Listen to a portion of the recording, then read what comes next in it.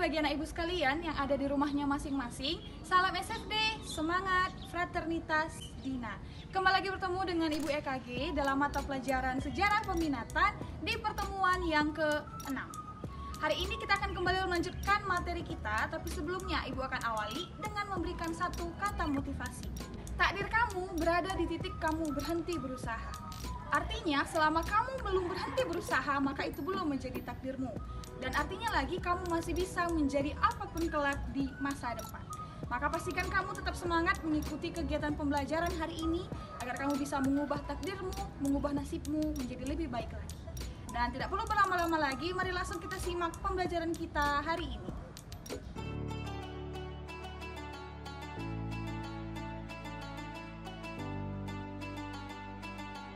Hari ini kita akan masih tetap membahas di bab 2, yaitu Kesultanan-Kesultanan Maritim Masa Islam di Nusantara, hanya dengan subjudul yang berbeda.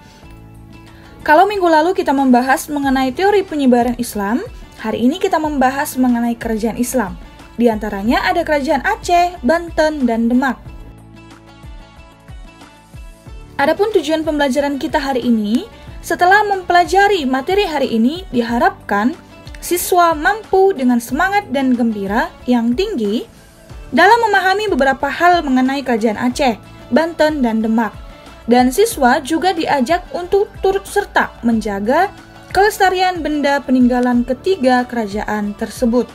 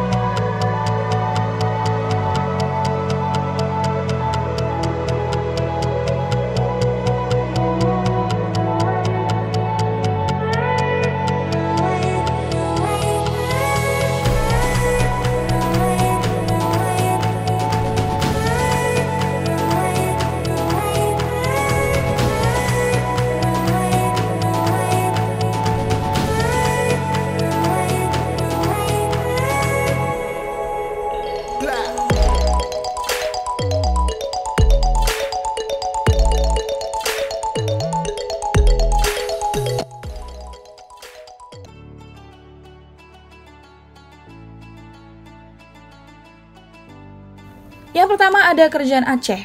Kerajaan Aceh terletak di Aceh Reyuk atau sekarang disebut Aceh Besar, berdiri tahun 1507 sampai 1903 dan didirikan oleh Mung Hayat Shah.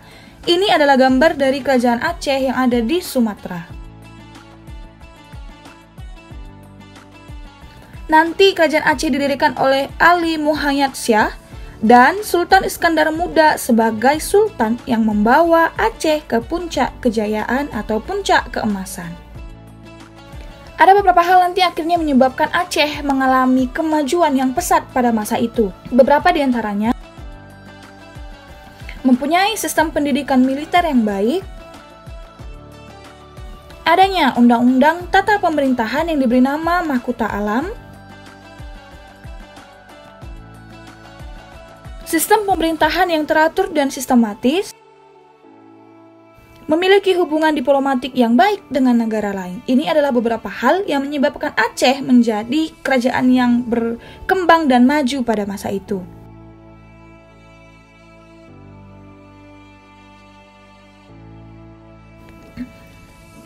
Selanjutnya yang kita bahas adalah sumber sejarah. Nanti sumber sejarah dari kerajaan Aceh ada kitab Bustanusalatin. Itu adalah karangan dari Nuruddin Ar-Raniri, yaitu penulis kitab Bustanusalatin. Nah, isi kitab Bustanusalatin itu menceritakan tentang adat istiadat Aceh dan ajaran tentang Islam. Salah satunya adalah adat pemberian gelar kepada orang Aceh, di mana Cut adalah gelar bangsawan wanita untuk Aceh. Kemudian juga Tuku itu golongan bangsawan pria bagi masyarakat Aceh. Dan ada Tengku, yaitu dikhususkan untuk golongan ulama. Nah, jadi sampai saat ini ketika ada orang Aceh, nama awalannya ada kata Cut, ada Tuku, ataupun Tengku, pada zaman dahulu atau pada masa lalu, dia adalah golongan bangsawan dari kerajaan Aceh.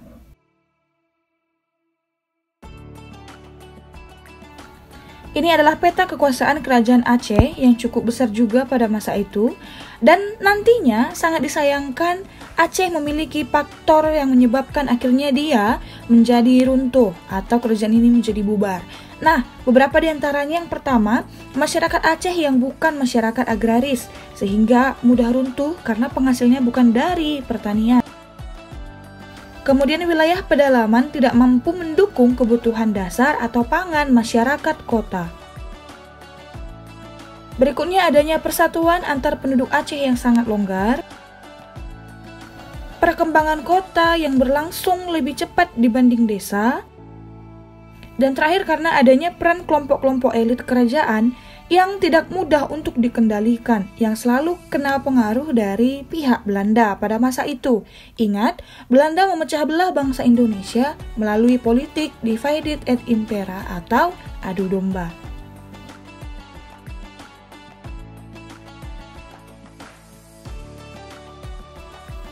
Faktor utama nanti yang menyebabkan akhirnya Aceh mengalami kemunduran dan akhirnya bubar itu adalah menguatnya kekuasaan Belanda di Pulau Sumatera dan Selat Malaka.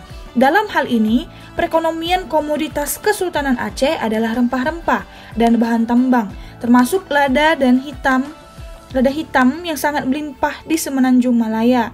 Namun, karena pengaruh dari kekuasaan Belanda, akhirnya komoditas dari Aceh ini juga berhasil dikuasai Belanda, sehingga mulailah lemah ekonomi dari Aceh dan secara perlahan mengalami kemunduran.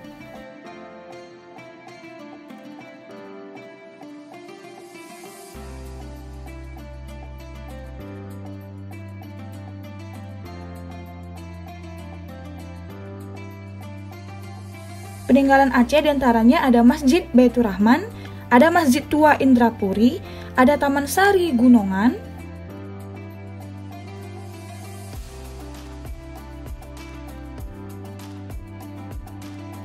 ada makam Sultan Iskandar Muda selaku raja yang membawa kerajaan Aceh ke puncak kejayaan atau keemasan, ada uang emas kerajaan Aceh dan juga stempel cap si Kureng. Nah, ini adalah beberapa dari sekian banyak peninggalan kerajaan Aceh.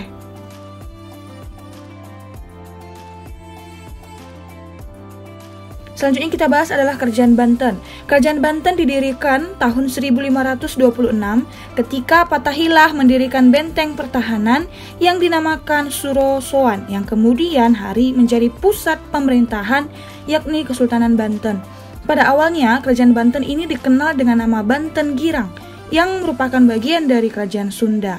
Selain mulai membangun benteng pertahanan di Banten, Fathaillah juga melanjutkan perluasan kekuasaan sampai ke daerah penghasil lada di Lampung. Ini adalah peta kekuasaan dari Kerajaan Banten.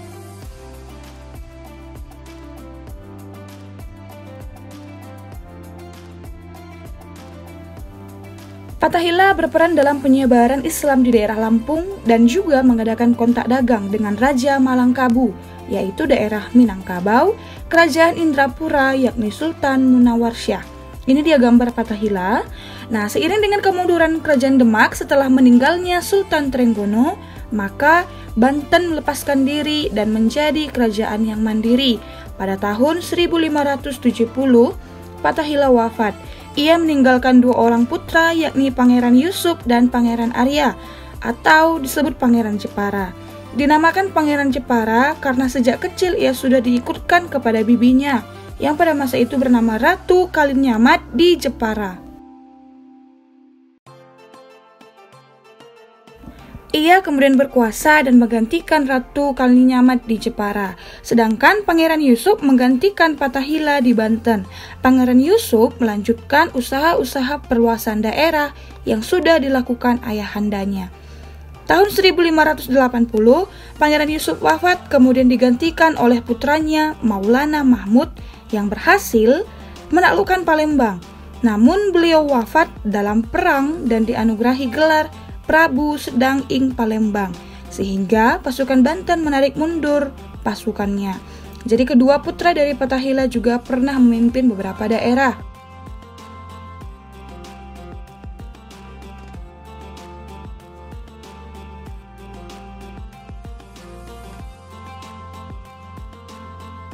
Pemimpinan di Banten kemudian digantikan oleh Mangkubumi sementara. Seterusnya dipimpin oleh Sultan Abu Mufakir yang adalah putra Sultan Maulana Mahmud. Nah, Banten nanti mendapat masa keemasan atau kejayaan pada abad ke-17 di bawah kepemimpinan Sultan Ageng Tirtayasa. Banten berhasil maju dalam bidang perdagangan, ekonomi, sosial budaya, dan masyarakat hidup dalam rambu-rambu Islam.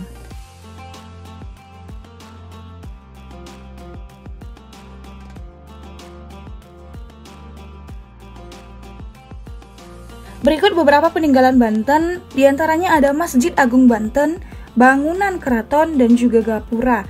Ini adalah beberapa dari sekian banyak peninggalan kerajaan Banten di Indonesia.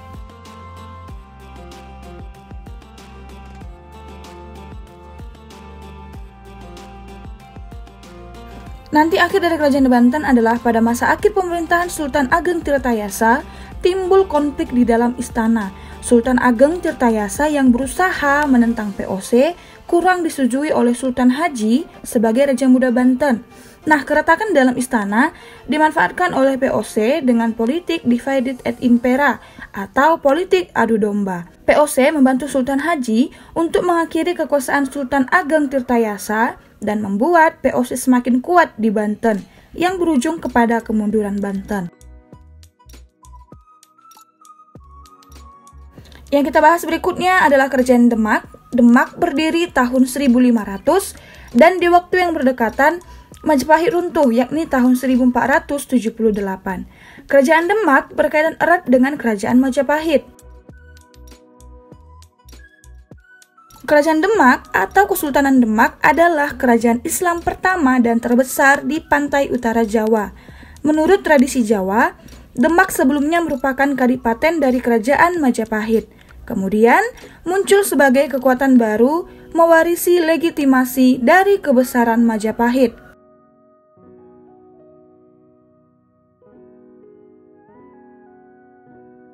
Ini dia bukti keterkaitan Demak dengan Majapahit.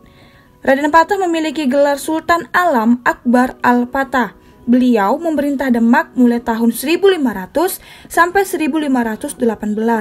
Menurut cerita rakyat Jawa Timur, Raden Patah pendiri Kerajaan Demak merupakan keturunan kerajaan terakhir Kerajaan Majapahit yakni Raja Brawijaya kelima.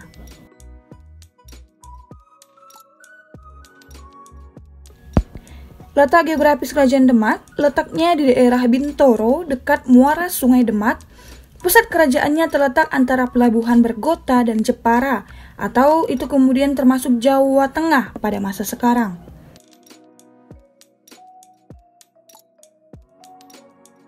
Wilayah kekuasaan Demak meliputi Jepara, Tuban, Sedayu, Palembang, Jambi, dan beberapa daerah di Kalimantan. Bahkan daerah pesisir di Jawa bagian tengah dan timur pun ikut mengakui kedaulatan Demak. Kemajuan Demak tersebut tak lepas dari peristiwa jatuhnya Malaka ke tangan Portugis. Maka, pedagang beralih haluan menuju pelabuhan Demak seperti Jepara, Tuban, Sedayu, Jaratan, dan Gresik. Pelabuhan tersebut nantinya berubah menjadi transit. Di bawah kepemimpinan Raden Patah, Kerajaan Demak berkembang dengan pesat. Memiliki lahan pertanian yang luas dan penghasil beras. Demak juga bertumbuh menjadi sebuah kerajaan maritim karena letaknya di jalur perdagangan antara Maluku dan Malaka. Ini dia ketiga penghasilan utama dari Kerajaan Demak. Ada beras, ada madu, dan lilin.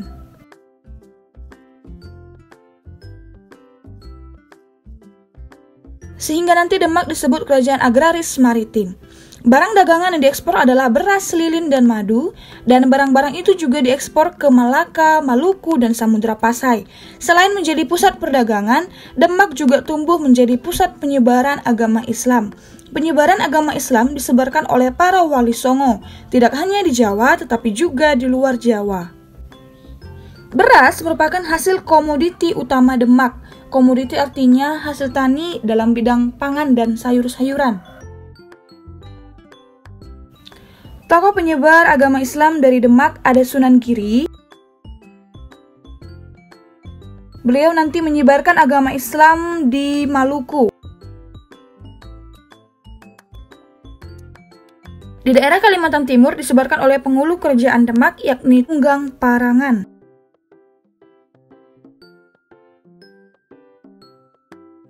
Faktor penyebab kemunduran kerajaan Demak runtuh karena adanya perang saudara yang saling menginginkan atau memperebutkan tahta kerajaan. Perebutan ini terjadi setelah meninggalnya Sultan Trenggana selaku raja yang berhasil membawa Demak kepada puncak kejayaan. Yang berhak mewarisi tahta kerajaan sebenarnya adalah Pangeran Sedolepen, tetapi ia terbunuh di tangan Sunan Prawoto, di mana Sunan Prawoto adalah anak Sultan Trenggono, sedangkan Pangeran Sedolepen adalah anak dari selir Raden Patah, pendiri kerajaan Demak.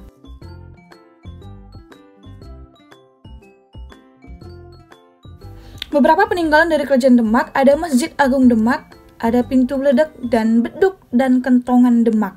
Ini adalah beberapa dari hasil peninggalan Demak, kerajaan Demak pada masa itu dan masih ada sampai saat ini.